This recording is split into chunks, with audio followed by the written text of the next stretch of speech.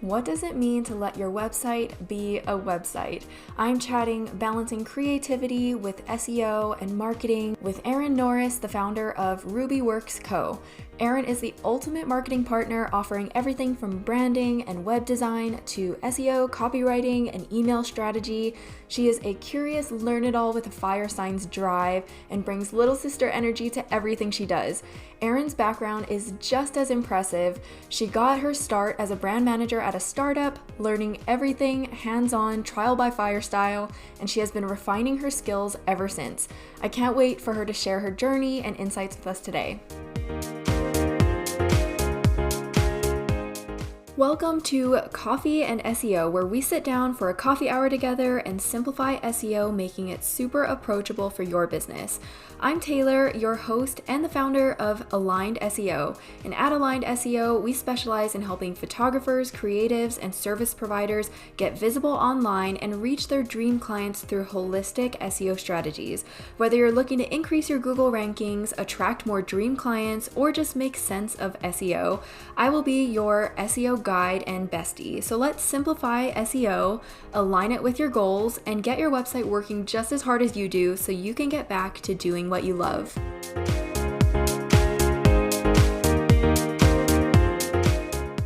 Erin, I'm super excited to have you on the podcast. Thank you for being here. Yeah, Taylor, thanks so much. I'm so happy to be here. I'm really excited. And why don't we just start with you telling us a little bit about your journey from a brand manager or even an intern, as we talked about before this episode, to becoming a marketing partner.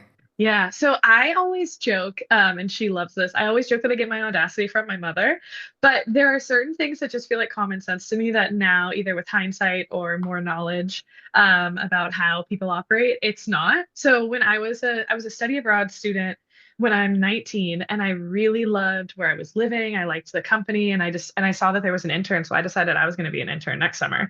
So a staff member went out of the country. They went back to the States. We were in Costa Rica, and I like honest to God, said it out loud, but I said, I'm stealing a pair of office keys and I'm going to be an intern. And I started coming in the mornings and making coffee and calling myself an intern. And then sure enough, I was an intern the next summer. So sometimes audacity or initiative works. It's always good to say things out loud before you do them. But I ended up working with that startup. It was a study abroad company for college athletes, and I also did sport tourism. I ended up working with that company for about 7 years from intern. And then I was hired full time and was kind of an admin role. I was the fourth US hire. So it was the co-founders, the director of ops, and then me, which Oh was my gosh. really, really great professional experience. Like I'm in a boardroom and I don't even know it's a boardroom.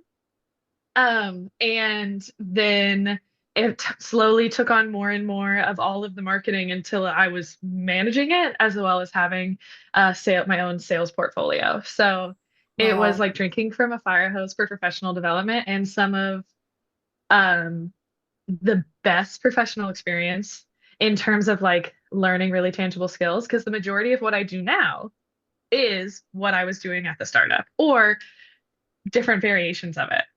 Yeah, that makes sense. I mean, when you're the main marketing person, you have to kind of learn it all. I just love that story so much because I think that does show a lot of boldness and bravery, and it's not something that the majority of us would have the courage to do. But I love that you just did it and it turned into something so amazing.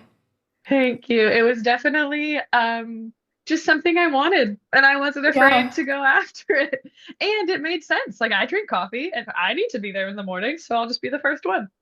I love it.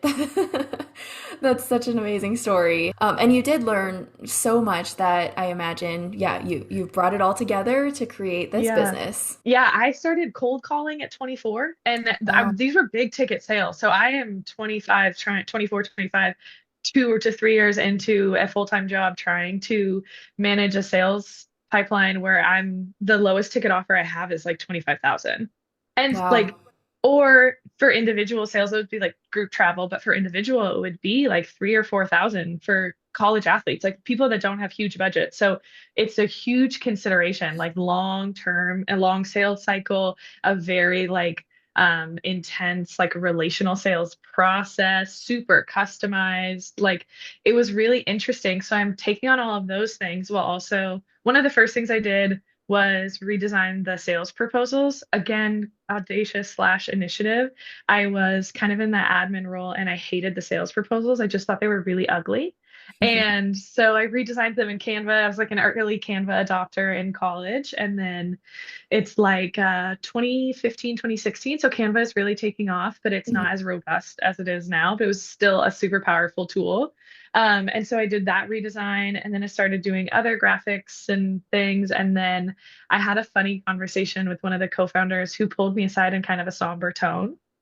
And I'm nervous, right? And Yeah. we're also like, we're at a WeWork. Like it's a startup. It's very chill. It's Mm. sporty. And we're on a couch talking because and he has this kind of somber tone. He was like, I'm really disappointed. He's like, I didn't think I'd ever have to admit this to anybody. Like, I didn't think this time was coming, but you're a better designer than me. So I'm going to hand over the websites to you. Oh, wow. But That says a then lot. but now I have to write copy because he was doing it all himself. So now I have to write copy. I have to design. I have to figure out SEO and what it is. Like, my first process was redesigning a 17-page website, and I've never been in it before. Wow. So trial by fire in all the best Yeah. ways. And I have really cool other jobs too. Like I was an executive assistant after leaving the startup for like location and life reasons. They moved to Portland and I tried Portland, but I just didn't love Portland as much as I loved Seattle in my 20s. So I moved back to Mm. Seattle. And the job that I got, I was an executive assistant to a VP. It was so fun. And that taught me how big organizations work so many other things in regards to the nuances and a little bit more like it was a much bigger organization. So it was a lot more formal in ways. So I learned a lot more kind of just like um, slower, more refined sales Mhm. processes and projects. Worked with boards and donors for the first time. So I've had really cool jobs, but I had been kind of Mhm. searching to get back to the feeling, the skills, the rush of the startup ever since. Yeah, and I love that you have such a broad scope of these skills. Like you've seen it from all different angles. You've done so many different things. You've helped big organizations, small startups, and that has kind of shaped your business today, working with maybe the smaller businesses. Yeah, which is a huge reason where what I do now, where we were just talking about that term marketing partner, as much as I'm still very, very enmeshed in website work and copywriting, marketing partner became a very natural part of this because I was consulting so much and with especially the way that like the online service provider industry now is when people are doing contracts, they're often trying to do contracts quicker unless they're like not a lot of people do websites on a retainer basis. Hmm. So, Hmm. it is a set scope and there is the movement to do things quicker and faster. And all of the like innovation brings a lot of amazing things. But the hard part is when the idea of web design getting more streamlined, it did cut a lot of things out of the process that I think make a really successful website and that not every web designer can do. So, Hmm. in order to be priced competitively, I moved a lot of things that I liked doing or that I knew I could do or that I thought were helpful out of my scopes. But then I Hmm. kind of found myself wanting to do them anyways. Yeah. Or it was a big part. I'm in the middle of well, by the time this airs, I should be at the tail end of a really transformational, thorough rebrand. And one of the most glaring truths that we learned during the rebrand process was that my most successful projects are the ones that I am like so heavy-handed in, where I am doing the web design Hmm. and copy, if not the branding as well. So just kind of circling it back, I have this really wonderful skill set that I'm so proud of and I really loved acquiring, but it's hard to put in neat boxes. So we're adding this marketing partner term because right now I'm consulting on brand messaging for a skincare client that I'm obsessed with and really love, and I'm writing email copy for them. And if I was just, calling myself a web designer, maybe I wouldn't get that project. Hmm. Yeah. Yeah. And I mean, I think when we look at marketing as a whole, it is really hard. You can't just do web design and expect that your business is going to skyrocket. You have to look at it as a whole with all these different components, Yeah, copy, brand, messaging, all the visuals. things. Yeah. And websites are such wonderful. beautiful machines and the way that they can really transform somebody's business. I have a client right now that's a hair salon, and they get an average of 40 new client appointments a month. Wow. And from organic web traffic alone, like 200 Amazing. followers on social media, they only repost their stylists what they already post, like no social media presence on their own, but they have really great Google reviews. Their on-page SEO is stellar. They have copy that converts, that's also like SEO informed. And the website performs really well because of it. They're the second, they have like the most best reviews in their area and for Google reviews. And when you search salons in their town, they're the second option. They get a lot of traffic for something that the business owner never has to touch. Oh, yes, that is the power of using your website as a sales asset. Yeah, my favorite thing is getting messages from, especially I work with a lot of people in beauty and wellness or creatives, and my favorite thing is getting a message out of the blue from them being like, this for salons, it's usually one of my stylists is like has had 7 new clients book appointments this week. Or like, she has to add an extra day. She's going from part-time to full-time. Or for like the more creative, like freelance and less appointment-based Mhm. businesses, they're like, I just got a lead out of nowhere and it's six Oh, grand that they weren't expecting. yes, that's an amazing feeling. Yeah, it's one of the best things. I love one of my favorite clients. I say that about everybody. A client that I really value her business, and she's more of a content creator than I am because that's not my joy. She does a really amazing job building her brand, like young, immigrant owned business, products and services. Like she's absolutely crushing it. She just found me, and I loved working with her. And so those sort of things are Mm. just so beneficial. And I know the revenue is measurable, but the joy feels immeasurable. Oh, yes, I 100% agree. It's that joy and that Mhm. freedom too. I think that our websites working for us can give us, which Mhm. kind of brings me to this next question of I know you when we had our chat before, you mentioned this term, let websites be websites. And I want to talk about that because I love that phrase. Yeah. But what does that mean to you? So, of course, there's a story behind it, but I have one of my very best friends was like, hey, whenever you're ready, I have an SEO guy. And I was like, oh, she's a serial entrepreneur. Like, I just kind of surround myself with people that, like have a Uh-huh. guy for that, a gender neutral guy. Anybody can be your guy for that. Right. But just, I kind of always love and have been around like schemers, entrepreneurs, people that are like very motivated to problem solve. She was like, I have an SEO guy for you to talk to whenever you're ready. And I was like, okay. And she started a hobby pie business here in LA and it was sold out. She was catering Netflix events within 3 months of launching, like So super cool. cool. And her SEO was a huge part of that. Her SEO guy, I hopped on a call with him. And I was like, hey, I don't really know what we're going to talk about, but I need to book a consulting call with you. He audited some websites for me and we were talking about it. And he is coming from a SEO strategist standpoint. Hmm. He is Hmm. saying, for in order for your website to be efficient, this is what Google wants. This is what the Hmm. algorithm wants. And I keep pulling him, but this is more creative, but this is this, but this is. And he kind of just really calmly says, are you going to play the game? Like you got at some point you got to decide if you want you got to let a website be a website. Ooh. And I was like, I didn't want to be wrong about this. I like it was so effective because the specific part of the website we were talking about, we were talking about a client site that is kind of more of a like agency, very like not whimsical, but like a little bit floatier language. Like it would not it if you were to just see like a list of their services that you could click, it would be out Hmm. of place. Mm. But guess what? Guess what Google wants? Right. And it's so hard to balance the two, what Google wants and balancing Mhm. that algorithm, like pleasing the algorithm of Google with Hmm. creativity and personality.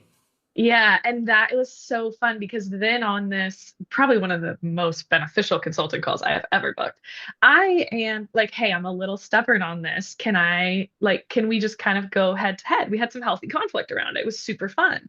That's I was awesome. like, that doesn't fit their brand messaging. That doesn't fit what the brand would expect from him. And he was like, okay, well, how do you design it so it says all of those things? and it does that. Or how do you make sure the image descriptions or the language in the body copy? Because with I design primarily on Show It, and the HTML tags you can set anywhere on the page. Mm-hmm. So I'll do sneaky things like my H1 will be a eyebrow header Mm-hmm. that is midway down the page, or probably in the top half for best practices, but it is something that's probably for a location-based business. It'll say like, um, if I was a brand, if like can organic candles in Silver Lake, Los Angeles. It's going to be somewhere more creatively designed, more in flow with the page, so that you're not on a website that looks like it's built for robots. We have to make it built for Mm-hmm. robots or the algorithm and people. Absolutely. And I think they're also very intertwined. Like a Mhm. website that doesn't please humans is actually, it's going to have a high bounce rate, low engagement Hmm. rate, and that negatively impacts SEO as well. Yeah. So yeah, you do kind of have to find that balance between speaking to the robots and the humans. Yeah, we have to let websites be websites and find the ways to do both. And sometimes it's compromise and sometimes it's just creativity. But with like a sales page, for example, you most people don't put any other links except for the call to action. Mhm, mhm. And sometimes on a page like that, I'll sneak something in, like a secondary call to action, Yeah. but only after there's like four of the primary calls to action, because I don't want to lose the people that are Mhm, reading intently, but maybe aren't quite ready yet. Or maybe they landed on that page first and they need to go learn more about the company's values or their other services. So mhm, it's sneaky stuff like that, having the information people want when they're looking for it or right before, making sure that it's not distracting. And color contrast and things like that are really good for page performance and SEO. One of the easiest things I think people should do to, if they're in the DIY phase of business, is to make sure that their accent colors, like the call to action colors, mm, are ADA compliant. So mhm. that Yes. otherwise you're just losing easy SEO points. Right, There's a right. bunch of really easy ways to win. So last night I was working on a client web page, and it's the not sexy part of the edits. Like it is the fine tuning, it's the slow, monotonous stuff. It is not the big creation, fun and fast. And I thought I was done, and then I ran it through PageSpeed Insights and saw some SEO stuff. It's like, okay, because like, and I was like, okay, strap, make some more tea, get back in it. But Mhm, it's one of those things where like design, and when I was just doing really, really strict web design only contract stuff, mhm, that would pain me because I don't think that that was the most effective option. I don't think that that's mhm, work that I'm necessarily proud of. But it is above and beyond what like the basic web design SEO package is like. mhm. Um, and so I kind of famously, not famously, but I continuously say like design isn't done until it's tested and functional. Yes, yes. I mean, what's the good of a beautifully designed website if it doesn't perform well? I have a client right now that has a bunch of contacts abroad, and so she needs a website that loads really good on, I keep calling it jungle Wi-Fi. She's like, I know she's nomading right now. She's in Central America. She's going to be there for a while. And she needs a website that loads on mobile phones Hmm. in foreign Wi-Fi's. Oh Like beach man. Wi-Fi, like beach town. Like she's like, yeah, Okay, yeah, okay. beach town Wi-Fi with a bunch of videos. I was like, okay, fun. At the top of the page, like I was like, okay, so you want a website that loads quickly, performs well, has videos, and loads on tropical Wi-Fi on phones. Can't wait. Love that. Yeah, got your work cut out for you. It's a game. What a fun game. And how did that go? It's the page that I was working on for an hour last Oh, night. okay, okay. Yeah, yeah. Mobile is up to 70. Nice. And I haven't gone in, and so now I have to go back. Like now that we have the design set up and I've done the back end SEO stuff, so now I'm going to be seeing what can be made smaller without losing Yeah. visual. So Hmm. now it's the seeing what you can optimize without compromise. And then I have to Yes. go to the client and say, because there's people that are really visual and that have really cool, kind of like more romantic design ideas. And I don't want to stop that at all. That's not necessarily even like where my creative brain goes. So I love when people are leading me that way. Um, but if it's, we have to have a conversation if it's not even above 70. And when Hmm. they know that, and I like to know metrics too. I like data. So I like to know like of your current audience, who's using mobile and where are you marketing and where are those people coming to first? Because Hmm. if we're really, really device heavy for mobile, I don't think 70 is the move.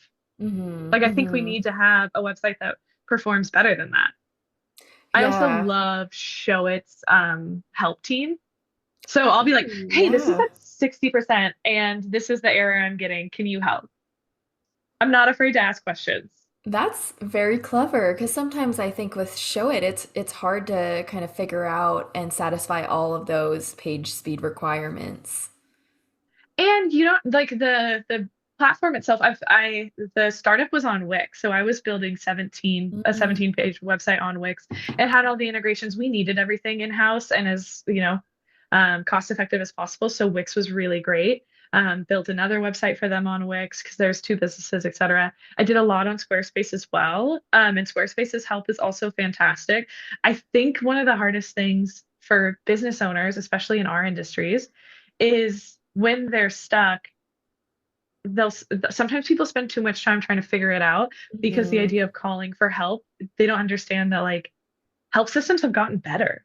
Like customer support for certain things are a lot better than Hmm. maybe they used to be, or the brands that I just work with, I've had positive experiences with. But if I'm stuck, I'll spend about 20 minutes figuring it out. I'll ask ChatGPT, and then I'm Yeah. writing a really nice intro message to the help team. I love that. I mean, we always, I feel like as a solopreneur, it's always nice to have any type of support, but it's also really hard to rely on other people or stop what we're doing and trying to figure it out ourselves and go and just ask the question. Yeah, and at some point, like, I don't know if you feel this way, but I feel like I have a roughly set amount of like willpower or figure it out skill or like, Uh-huh. just like really big discipline in a day. And if I'm spending a ton of big brain time on something that is like largely code related, that I know this is an easy question to somebody. Let me find that person. Why not? Yeah, and I think that's a great skill to have too. Just, I mean, identifying like there's a better way to do this. I can just ask somebody that's going to answer this really quickly and just get it done. Yeah, going back to my role as an executive assistant, that was what was so interesting. Now I'm having to kind of step away and see myself as an executive. I don't particularly want to be an agency. I really liked when I was doing long-term high ticket sales, I really liked being somebody's like liaison through all of the thing. Like I really liked being somebody's trusted partner. That was really valuable to me. So when I was an executive assistant, my life would get more stressful when my executives weren't able to keep their routines up. Like, when like stuff comes up, yada, yada, yada. And some things were foreseeable. And those things drove me nuts. Like when we can problem solve and get ahead at things, because that felt like it was my job as an Yeah. executive assistant to like be on the lookout to be a partner for them. So now treating myself as an executive is really interesting to be Yeah. finding ways that certain things are great uses of my time and certain things are end of the day tasks Mhm. or I have to get this done before I get to do the thing that I actually want to do, or Mhm. this is what I Yeah. can have Netflix in the corner of a screen while I do.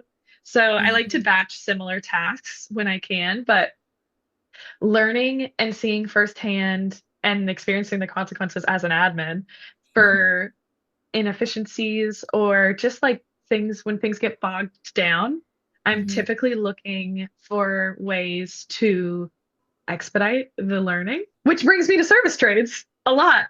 Yes, Something I let's would chat love to about talk about. that. Okay, so as a person, like I said, I always have a guy for that. And doing a lot more of like just kind of like reading and learning, and I've had some really fantastic mentors. I think you can probably tell by how much I like what I do that I have been around really good people, and I'm very fortunate for that. So my childhood mentor since I was 5, and somebody I knew my entire life, actually was a professor that the co-founders of the startup had. So we had a shared Okay. mentor. So when they're very different people, they're very different managers, et cetera. But I was kind of like primed to be figuring it out, to be scrappy, to take initiative, to take the keys and start making coffee, because I spent a lot of my childhood making up fake business plans with somebody. Like my teenagers, we'd be sitting there and we'd be scheming a business, and then it would be like, why aren't you taking notes? This is brilliant. And I'm like, I thought we were just hanging out. Um, Wow. That's and awesome. and little things too. Like it was just ingrained in me. It was just ingrained in me from a young age, from like my grandpa was an entrepreneur, and my mom has the audacity, but she also like has a guy for everything. She's such a creative problem solver. And I think that's like a family culture trait. And then the Hmm. mentor that I experienced firsthand is like incredibly scrappy, Yeah. loves, like he was telling me to read Rich Dad Poor Dad, and I'm like 15. Oh my You know what I mean? gosh. Like that sort of stuff. So with that sort of kind of like communal and relational values, I swear to God, I learned this, that I'm wrong. I learned this isn't true, but I Hmm. thought for like 10 years that my mom had basically an addition built on our house in exchange for her baked goods and homemade jam. Because What? I thought she had like, you know what I mean? Like I thought she Yeah. had, and she was like, no, we paid him some cash. I'm like, okay. That So is quite a trade there. like I said, incredible. So Yeah. I am just kind of used to this like kind of community, like you lend what you can and it's super reciprocal. And then getting into business, I took on some projects that were very discounted. Like I was not like just beta rounds. Like if people are saying I can't do this budget, I have this much, I'm probably saying yes because I want the experience, Mhm. which was a learning process. I don't have any Right. regrets. Yeah. However, I am happy to be out of that chapter because this Hmm. friction that I kept running into, which a lot of people do, especially freelancers that aren't quite set up to be running with systems like a business, is that you take on more projects to make more money, but you don't have the systems to be giving a good client experience. And the experience as a service provider is a detractor too. Hmm. So Definitely. in that phase of business, I'm not liking what I'm doing because I'm not setting clear expectations. Clients don't have a process up front that they really understand.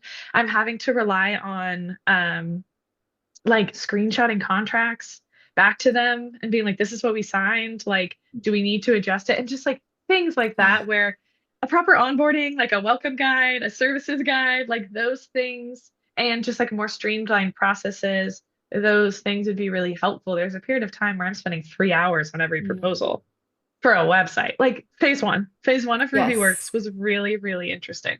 Um, and then more recently, I really wanted the trades that or the discounted projects themselves felt like they were adding value. Like I love the portfolio that I have. I like those clients. Those clients have been very generous with their referrals, but it's hard to work with them again at a much higher level because Hmm. then they have to recalibrate.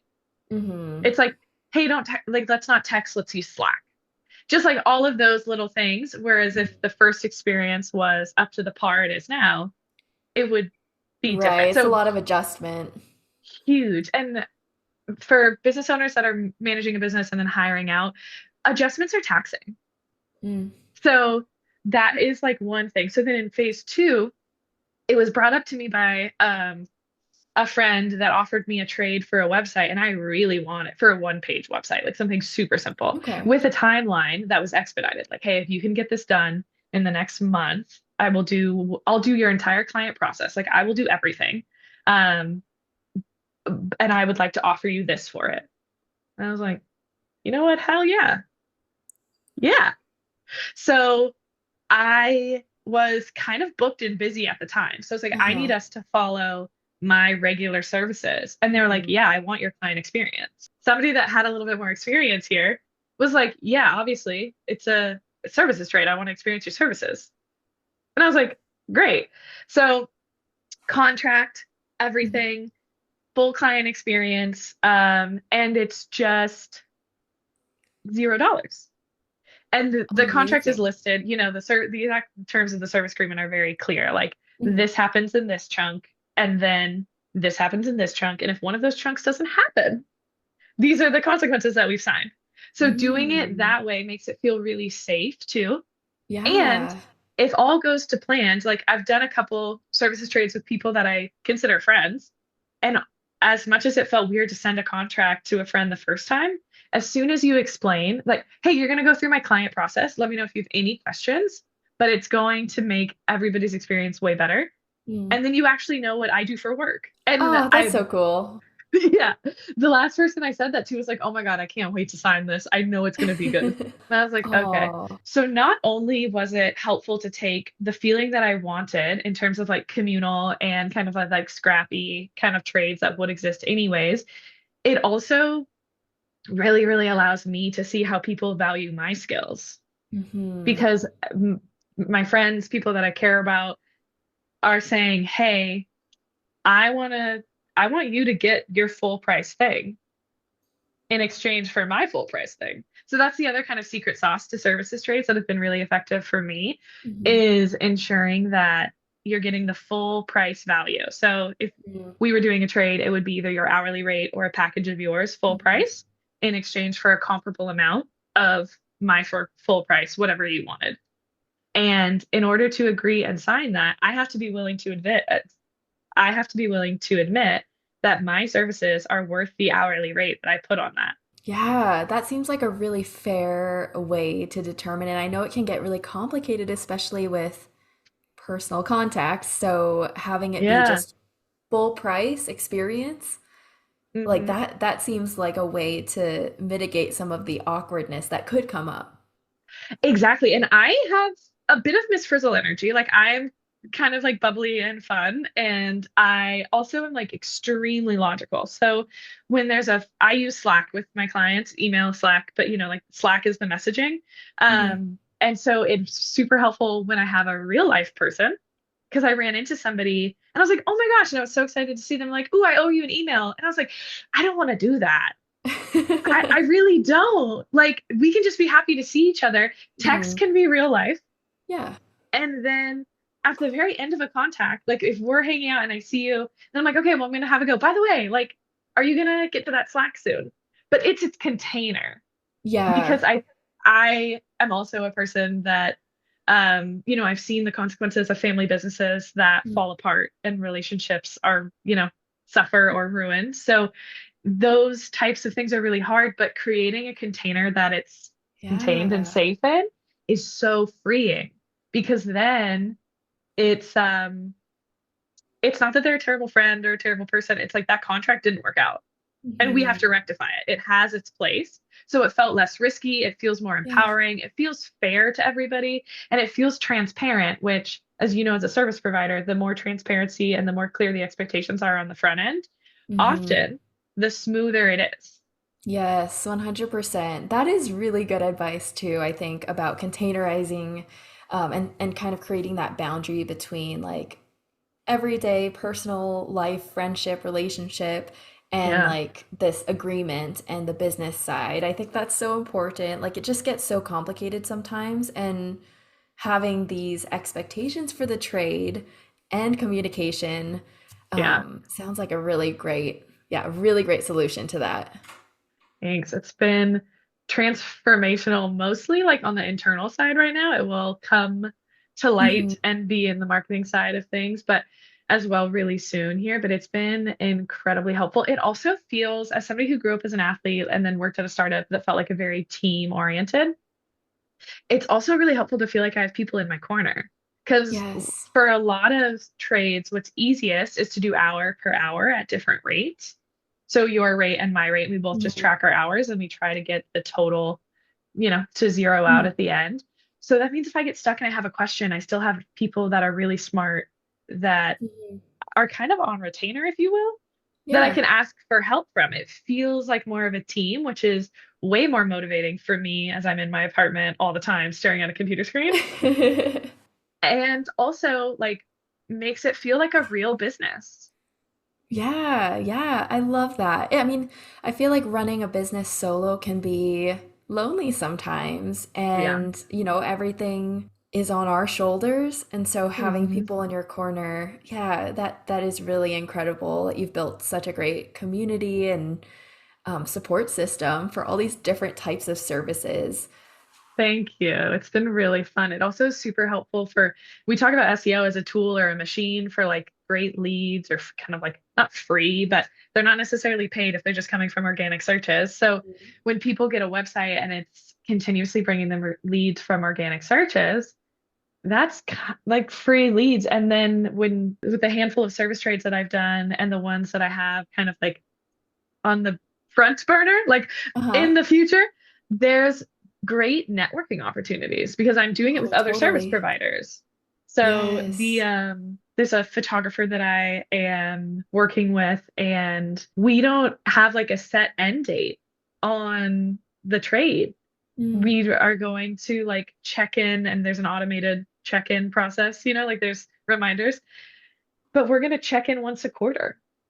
And there's like I think there's a $50 penalty if somebody doesn't in the contract. There's like a $50 penalty if somebody Okay. doesn't respond or like if somebody doesn't do the quarterly check-in. So there's like, things, but we've agreed to it. And it's Hmm. like, okay, it's just so you do it. Another thing that's been really, really helpful with I do have a brand strategist that is brilliant and has also been incredibly transformational. And she and I have been through everything from client contracts to my services suite to my brand messaging, visual branding, everything. And one of the things I've learned from her, is to have a ghosting clause in my contracts. Oh, tell me more about that. Okay, so I'd like to plug her. Tristan at Wild Woman House is one of the most brilliant people in the world. Um, I adore her and I'm so grateful to get to work with her. She's truly a gift. But one of the things that we have learned is that life gets busy for everybody. And Hmm. I always, always want to be as empathetic, as understanding, and as flexible as possible without taking on responsibilities or consequences myself. So, Yes. as you know, it's super hard when something goes off track, when you don't know what it is, and your client is ghosting you or dodging you or not getting back to you, and you don't know. And the sooner you knew, the more you could move stuff around. Like, there's probably Hmm. something in your Hmm. own business you've been putting off, or if you just knew, or you could get ahead on another client project, whatever it is. Yeah. But if clients know that there is a consequence to ghosting you, Uh-huh. they will probably give you an update sooner. Yeah. And it's no like the most fruitful website I've ever made, like the one that gets 40 leads a month, for like 7 months running, by the way. Like not just Oh, like a blur. Like amazing. it's been all year. Um, her husband went to the hospital when we were doing the project, and he's fine. He's great. He's actually one of my clients now. But Ooh. they're two entrepreneurs. So um she we were 2 days behind on a very tight deadline. If I would have stuck to contract, that project might not have gone the way it went now. Mm, But we mm-hmm. took a couple day pause. I was able to reorganize some stuff so it didn't, because she knew that there were consequences if she didn't reach out. Like we Yeah. want to. Nobody's trying to ruin your workflow or Right. anything like that. It's just there's a lot of competing stuff. So Hmm. with the ghosting clause, it comes off a little cutthroat, but I promise it's really Okay. caring and um it's really proactive.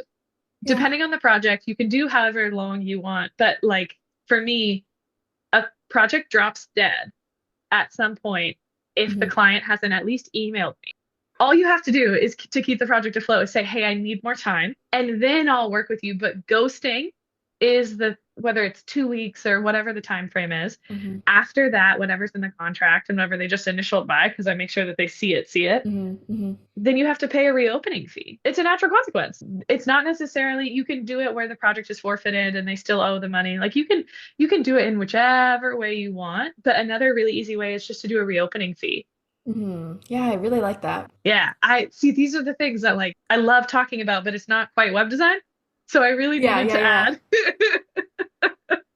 No, that's so And helpful. And that's like the best thing I feel like that you can do for both like the service provider side and also the client side because they're paying for a really amazing service and they can only get yeah. that if there's communication both ways. Yeah. Learning as a solo entrepreneur and somebody who is like has worn a lot of hats, like I'm generally pretty like high output. I do need a lot of sleep and I have a lot of hobbies. So that is Amazing. That's so healthy. yeah, thank you. One of the things that I love to ask like other service providers or business owners like when we're comfortable and I think it's time is like, can I ask what your favorite contract clause is? Or can I ask what your favorite testimonial question is to ask? Ooh. Those are fun things. And it doesn't have to necessarily work for you, but for in your business, it could be something totally different. But tangent. There was a period of time that I call my dating for professional development era. And I was like, I got a young business. If I'm going to be dating, I want to be learning from them as well.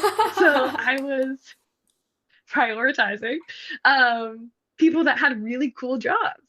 And it's also still but kind of the era of like working from home Mhm. more than not. And so I'm co-working from home with somebody that I had been dating for a while, and I know he's that kind of like schemer smart. Like he's got multiple streams of income. He has an agency, he has a 9 to 5, he has rental Oh properties, like he's man. doing it. Yeah. And so I know what he does for work, and he's on all his Zoom calls. All he's doing is asking people if they know what time it is, like keeping them on track time-wise and getting people back to the agenda. And I was like, hey, how do you get all of this doing that on your Zoom calls? He was like, I don't actually control whether a project goes to market or not.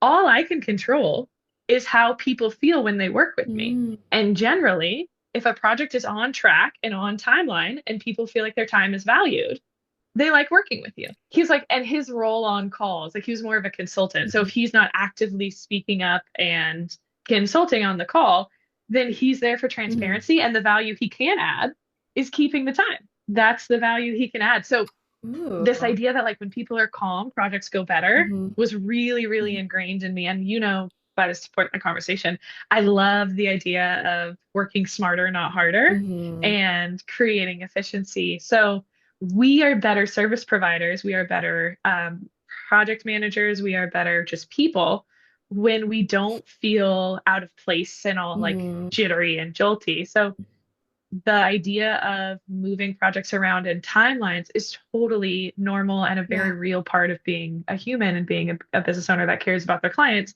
But if you're scrambling to get work done, you're not that fun to work with either. Mhm. And I don't charge less when I'm scrambling. So I need to be giving everybody the calm, Yes. thoughtful, proofread emails Mhm. experience Mhm. or ChatGPT Mhm. proofread experience. Yes. Um, and so that was a real long tangent. I don't know why I always bring that up on interviews, but um, that was a really crazy thing to learn is that it's really not always the output. And I have a sales page with a client that I am deeply, deeply respect. Like I think she's incredible. I wish it could be in my portfolio, but I've done a sales page copy and sales page for her, and she's Mhm. not ready to launch the product yet. Mhm. Mhm. So that was the thing of like dream client, like Ah, the perfect audience, some of the best brand messaging I've ever done, and it doesn't go to market.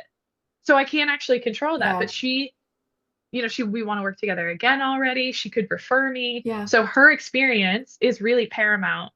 I learned the craziest stat since I work with a lot of people in the beauty industry, which is a hot and competitive market. And we'll go to location-based SEO because I'd love to talk about that too for business owners. But um, I learned a crazy stat that in the beauty industry, client satisfaction for hair services is 60% customer experience, Oh. 40% the actual like services offered. Wow, that From surprises booking me. to arriving to Mhm. um the feeling in the chair, like the hair you walk out with is only like 40%. Wow.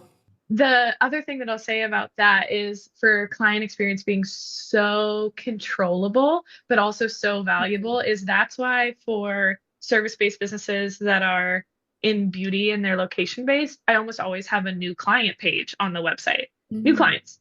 This is what to expect. This is how to get here. This is what parking's Yeah. like. Some salons that are very social media focused, like these are the colors we would love if you would wear, but no, you don't have to be in content, like answering questions Yeah. and creating an experience. I'm not like I'm a millennial. I've been out in the world. I've lived in a bunch of places, but I still either have more questions or tend to be a little bit Mm-hmm. anxious or apprehensive when I'm going somewhere new. And when services are two, three, $400, like we want to know those details, Mm-hmm. and you can differentiate yourself as a brand by being helpful, reliable, and trustworthy. Yes. So a new clients page is also one of my favorite little tidbits. And I think it's really, really helpful because then also like you get less phone calls. Yeah, yeah. I imagine it's so helpful and kind of bringing us back to SEO a little bit. I think like in 2024 and 2025, there's been like the rise of Search GPT and AI. And so that page that you're talking about of like answering questions and giving value even before somebody has said anything, I mean, that's so helpful for SEO. That's gonna be different Yeah. than, AI. Really providing that amazing client experience is key, I think. Yeah, absolutely. It's one of my favorite tricks. Yes, no, that's a really neat trick. That's so smart. So smart. Yeah. You get to have any website page you want.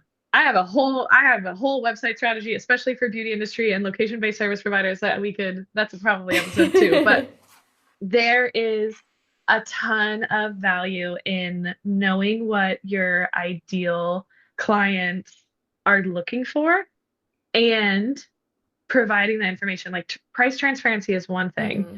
but what does that product or service include?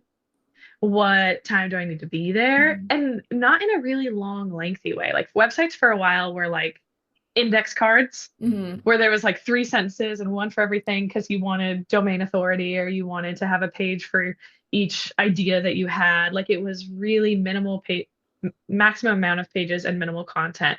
And then it flipped and it was much longer pages. And a sales page is always a good idea if you have a singular Hmm. product or service. Like I have nothing against long pages, but we want websites to be skimmable. Hmm. That is a huge part. That's where you can tell the difference in professional branding or professional copywriting and a web designer that understands visual hierarchy. Because skimmability is good for the robots and it's good for Yes. people. We need people. It's part of the functionality, but it's a written and design part of the website. Mhm. It's not actually like development or anything like that. So when a website is skimmable and it has really valuable information that's concise enough Mhm. but descriptive, you have really, really great customer experience or Yeah. user experience on the site. And those are the types of sites when you have pages that are skimmable, that's when you can have multiple call to Hmm. actions on the page without losing people. Yeah. Then you can have a primary call to Mhm. action and a secondary. I treat secondary calls to actions usually like a keep reading option. Mhm. So free tip is that I have to do the web designer thing a little bit. Your homepage should be like a tasting menu. Uh-huh. Here are all the places you can go Yeah. really clearly and easy to find and sort through. Again, skimmable, lots of headings there. But then most of your singular pages are probably have one motivation that's like they're like 80% motivated in one direction. Mhm. My services page is trying to send you to my contact Mhm. form or my inquiry form. But a lot of people that are on the services page might not be ready to reach out immediately. Maybe they need to see my portfolio. Mm. So that would be the secondary keep reading option. Okay. And that keeps people engaged and Yeah. it's thoughtful. Like if somebody gets to the primary call to action and for some reason they're not ready, I still want to catch them. I want to guess and see what they are Yeah. ready. It's just like blogs that have related posts, your Amazon cart that suggests 19 other things you've already bought. Like these things work. They're predictive, they're helpful, they're Mhm. really clearly designed, and they're not distracting. They're secondary. So that's one of my Yeah. favorite parts about websites that helps that blend of Mhm. pleasing letting websites be websites and also being really good user experience. Yeah, that's a really great tip. And it really is about balancing the two. But I like, especially with calls to action, making sure that they're not distracting, but they're actually helping to like flow people to that next step, whether it's the primary action of contacting and becoming a lead Yeah, or finding the information that's going to help them eventually get there. exactly. Yeah. Wow. I mean, I am just blown away with all of your experience and your knowledge. Like, you just have so much value to share and so much Um, experience in all these different areas that is such a need for business owners. So I just want to thank you so much for sharing everything that you did. yeah, thank you so much. It's been great to be here. And I'm hoping it was helpful for anybody listening, whether they're, just starting out. I thoroughly believe that we all do the best with what we have at the time. Hmm. And there's so many things to learn. But once a business owner has had a website that is truly productive and they understand it's a culmination of everything. Hmm. Definitely, definitely. More than just SEO alone, it's a culmination of all those different areas that makes a good, highly converting website. Yeah, and unfortunately, SEO is this thing that, and I was too, like I was really blissfully unaware of how robust SEO was. Like I felt like it was really confusing and Mhm. really hard at first. And, startup mentality, you kind of have to buckle down and figure it out. And I've continued to learn so much more, especially from the on-page SEO side of things, taking copywriting courses and, working on my clients' Mhm. copy and stuff like that. So it is this really robust, hard thing for business owners to learn on top of everything else. Yeah, But people will go out and pay several $1,000s for a website and then be confused why it doesn't change right. anything. And it's just hard. In the economy and the online market, like SEO is a really, really critical part of websites performing unless you are driving a lot of traffic there from other sources. Yeah, yeah, definitely. And I mean, it all comes down to your business goals too. And most business owners that I know want to spend more time on providing their service than Of posting all the course. time on Instagram. And so that's where, yeah, a Yeah. highly converting website can come in and save the day. Let websites be websites. Love.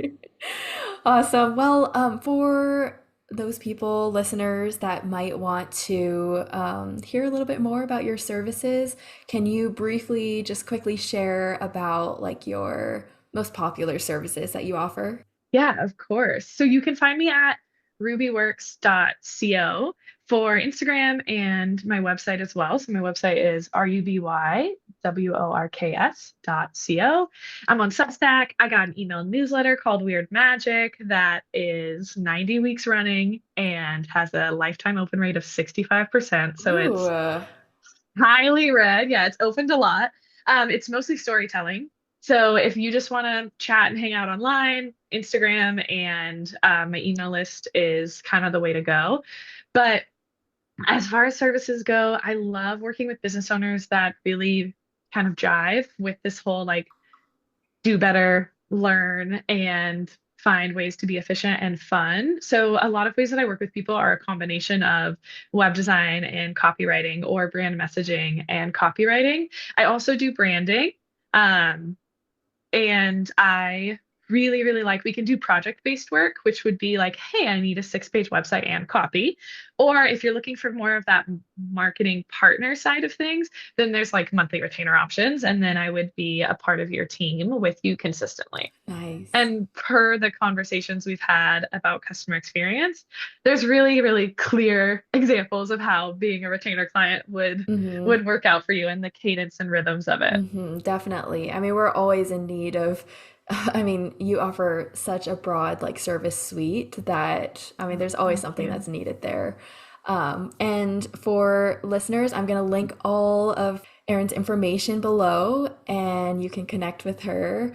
And Erin, I just want to thank you one more time for being on this podcast. I know everyone's going to find it so valuable. And yeah, thank you for chatting with me. Thank you so much. I had a blast and I would love to come back. Yes, that would be so fun. I love chatting with you. Awesome, awesome. Oh, Well, thank you, thanks so much. and thank you everyone for listening. I will see you all in the next episode.